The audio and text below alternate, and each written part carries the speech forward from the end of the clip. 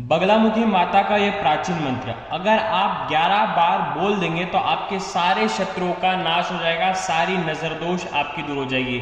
देखिए कल है 24 तारीख, 24 अप्रैल दिन है शुक्रवार का दिन तो माता रानी का होता ही है, बगलामुखी माता की जयंती भी है। तो देखो वैशाख मास के शुक्ल पक्ष की अष्टमी तिथि को मां बगलामुखी का प्रकट्य दिवस मनाया जाता है। तो ज्योतिष और तांत्रिक परंपराओं के अनुसार यह तिथि अत्यंत सिद्धदायक और फलदायक हो जाती है।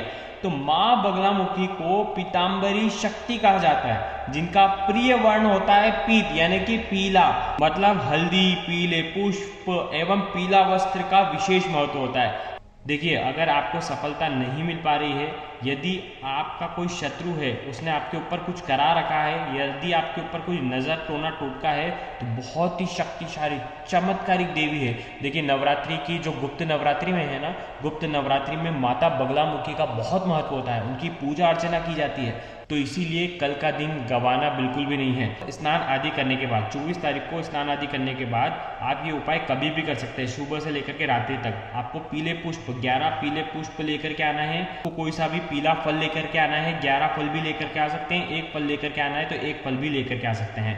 उसके बाद थोड़ी सी हल्दी आपको रखनी है, धूप और दीप आपको रखना है। आप क्या करेंगे, अगर बगलामुखी माता की फोटो तो होगी नहीं आपके पास, आप क्या करेंगे, मन ही मन में उनका स्मरण करेंगे और उनके नाम से 11 बार इस मंत्र का जाप करेंगे और 11 पुष्प, एक पीला वस्त्र बिछाना और एक टीके लगाना और उसके बाद 11 पुष्प आप अर्पित करना, फल भी अर्पित करना। ओम लीम बगलामुखी सर्व दुष्टानाम, यानी कि सभी दुष्टों का नाम लेकर के मैं आपके समक्ष हाजिर हुआ हूँ।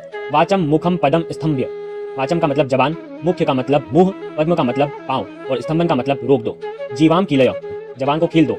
बुद्धिम विनाशय, बुद्धि का विनाश कर दो। लीम ओम स्वाहा का आपको जाप करना है, ये इनका मंत्र है। तो क्या करती है ये जवान को रोक देती है, शत्रु को बोलने नहीं देती, ये शत्रु की बुद्धि भ्रम कर देती है, उसके पांव को रोक देती है, उसकी हरकतों को रोक देती है और उसके जवान पर भी ताला लगा देती है और शत्रु शांत हो जाता है, स्तंभन हो जाता है। इसका मतलब उसको कुछ समझ में नहीं आता, वो सारी चीजें भूल जाता है। ये माँ का काम है, जो गलत कार्य करता है उसे माँ छोड़ती नहीं है। इस मंत्र का आपको 11 बार जाप करना है और 11 फूल आपको अर्पित कर देना है। इस प्रकार से आप अर्पित कर देना। जो भी व्यक्ति इस प्रकार से उपाय करता है और अंत में बगलामुखी माता का स्मरण करता है और जो भी इच्छा रखता है वो इच्छा उसकी परिपूर्ण होती है।